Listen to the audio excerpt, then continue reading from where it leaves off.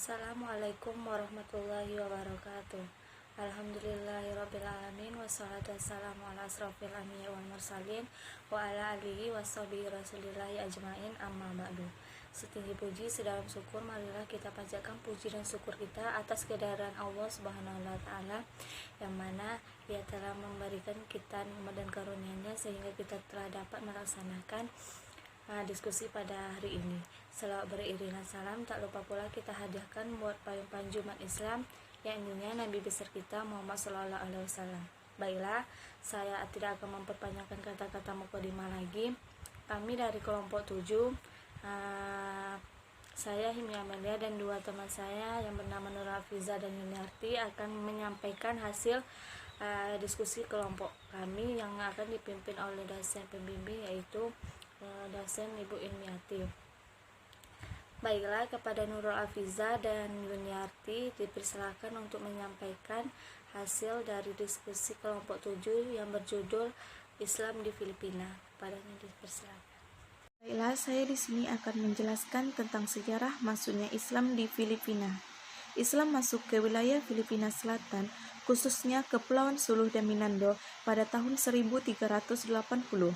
Orang pertama yang memperkenalkan Islam ke Suluh adalah Tuan Musaikah, yang diduga telah sampai di Suluh pada abad ke-13. Berikutnya, yang datang menyebarkan agama Islam di Suluh adalah ulama Arab bernama Karimul Mahdum pada abad ke-14. Ia diterima dengan baik oleh komunitas Muslim Buansa. Aktivitas keagamaan pada masa Tuan Musaikah memperkuat pertumbuhan komunitas Islam yang dibentuk sebelumnya. Pada awal abad ke-15, penyebar Islam lainnya datang ke Suluh, yaitu Raja Baginda. Ia adalah seorang pangeran dari Minangkabau.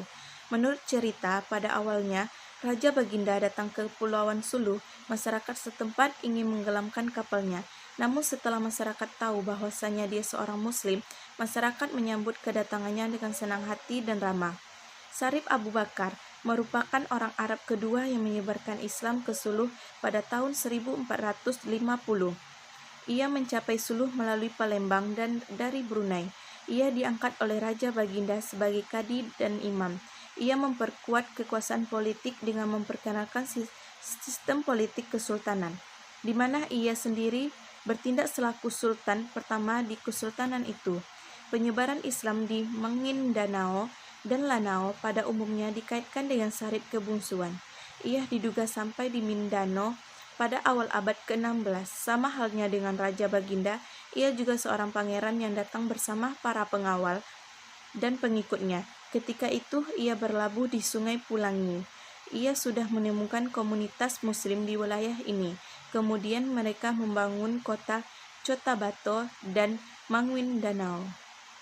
Selanjutnya, Islam pada masa kolonial. Yang pertama, masa kolonial Spanyol. Negara Filipina berasal dari daerah-daerah yang telah dipersatukan Spanyol sebagai daerah jajahannya pada abad ke-16. Bangsa Spanyol datang menjajah Filipina pada tanggal 16 Maret 1521. Kesultanan Suluh yang berdiri tahun 1450 saat itu telah berusia 71 tahun. Ketika Legazpi sampai di tahun 1565, kesultanan ini sudah berumur 115 tahun. Islam menjadi sandaran dan acuan sekaligus menjadi identitas mereka dalam melawan pihak kolonial. Hubungan orang Spanyol dengan Islam berlangsung kira-kira 3 abad, dari tahun 1571 sampai 1898 tidak pernah menyenangkan, karena orang Spanyol berusaha untuk memaksakan agama Kristen kepada mereka. Di samping ketidakmampuan Spanyol sendiri dari segi militer, selama 2 abad berikutnya yang dilakukan Spanyol adalah menyerang saja, akan tetapi tidak pernah mendudukinya secara permanen. Yang kedua, masa kolonial Amerika Serikat. 1898, kemenangan Amerika Serikat atas Spanyol menandai perpindahan kekuasaan atas Filipina ke tangan Amerika. Amerika datang ke Mindanao dengan menampilkan diri mereka sebagai seorang sahabat baik dan dapat dipercaya. Hal ini dibuktikan dengan ditandatanganinya Traktat Bates pada 20 Agustus 1898.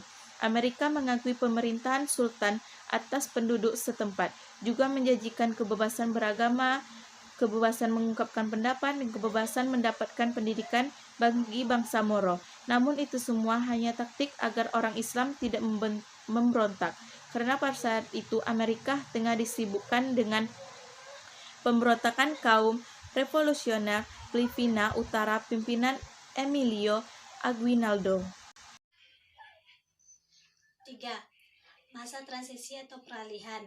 Pemerintahan Persemakmuran Filipina terbentuk sebagai hasil kesepakatan perjanjian antara Amerika Serikat dan Perjuangan Nasionalis Filipina.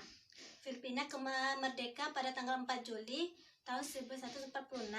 Tuntutan bangsa Moro belum terwujud, bahkan sikap pemerintahan perjanjian yang mendiskriminasikan bangsa Moro semakin nyata. Perjuangan MLF mulai menonjol setelah Presiden proses pemberlakuan hukum darurat pada tanggal 21 September yang diikuti dengan upaya militer melucuti persenjataan kaum Moro. Akibatnya, konflik antara Moro dengan pemerintah meningkat.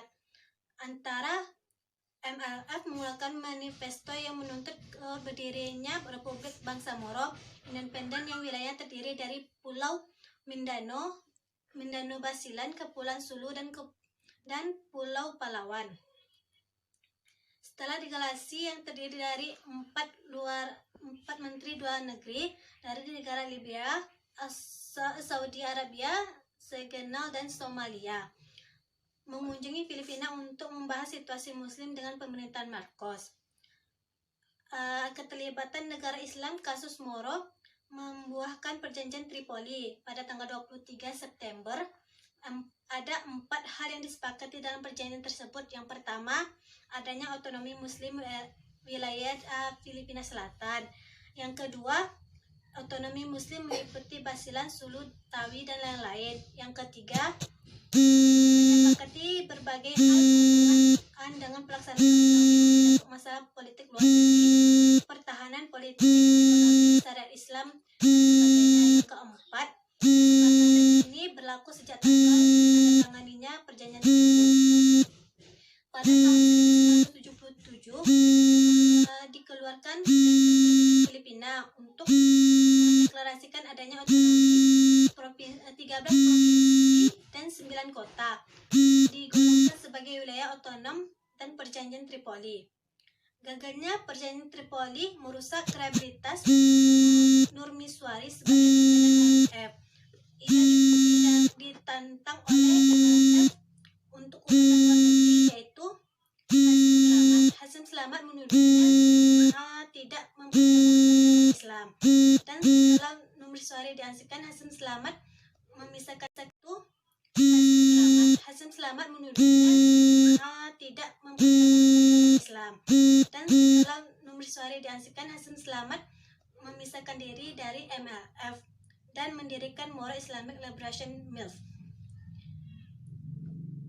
Ketika pimpinan oleh Fidel Marcos Ramos ditolak, MLF kembali dilaksanakan. Pada saat itu negara Indonesia berperan sebagai mediator.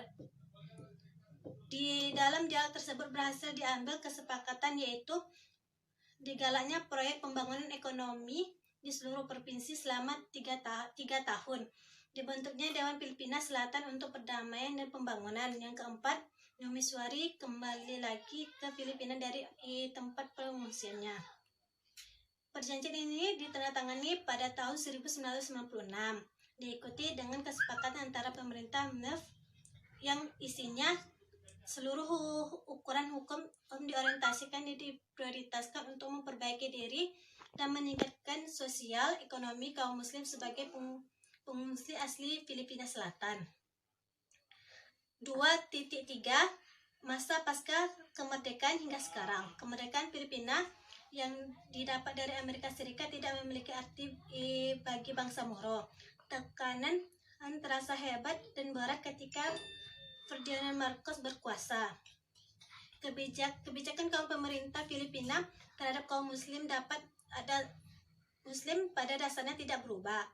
Pemerintah Manila mempunyai 4 titik pandangan terhadap kaum muslim. Yang pertama, pemerintahan masih memegang pandangan kolonial, yaitu Moro yang baik, Moro yang mati. Yang kedua, kaum muslim adalah warga kelas 2 di Filipina. Yang ketiga, kaum muslim adalah penghambat pembangunan. Yang keempat, masalah Moro adalah masalah integrasi. Dalam penyelesaian masalah Moro, Manila mengambil kebijakan strategis, antara lain yang pertama, militerisasi konstitusional. Yang kedua, kebijakan pemerintah untuk memindahkan orang-orang. Yang ketiga, kebijakan pemerintah untuk mencap kegiatan kaum muslim sebagai fundamentalis muslim. Yang keempat, kebijakan pemusnahan. Kebijakan-kebijakan pemerintah ini mengundang sejumlah protes dan perlawanan dari kaum muslim Israel Islam dan Moro Liberation Front atau MLF. Baiklah, itulah hasil dari presentasi dari kelompok 7 Islam di Filipina. Apabila ada kesalahan dan kekurangan, kami mohon maaf. Wabillahi taufiq wal hidayah. Assalamualaikum warahmatullahi wabarakatuh.